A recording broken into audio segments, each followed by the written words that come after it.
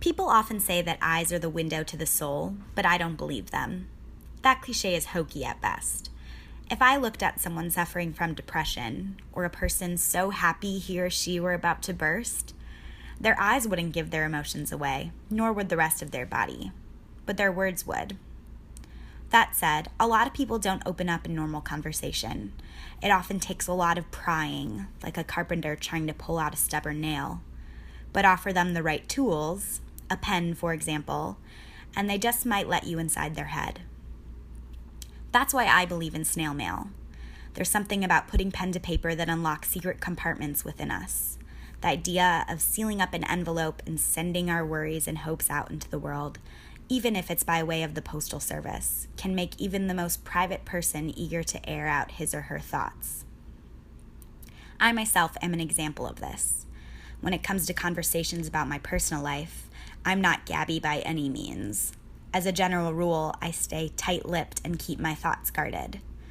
But ask me to write a letter to you, and, well, the circumstances change. Last summer, after a boy I trusted made a crack in my heart, my healing began with words. I wrote a letter to a friend about how sad he had made me, how my insides felt so knotted up because of it.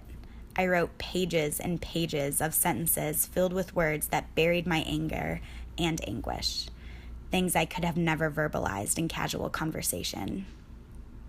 By the time I signed my name at the bottom, I was so ready to be rid of the feelings I described in my letter that I licked the envelope, immediately got on my bike, and pedaled myself over to the post office down the street.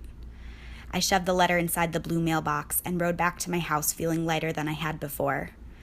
I was still hurting, but the ability to be so open through writing made it hurt a lot less.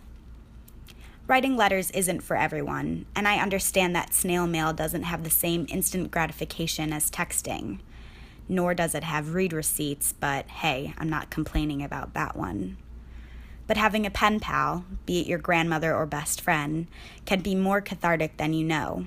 And if you're lucky, your pen pal might write back. And if that's not an incentive to write a letter, I don't know what is, because at the end of the day, who doesn't love getting mail?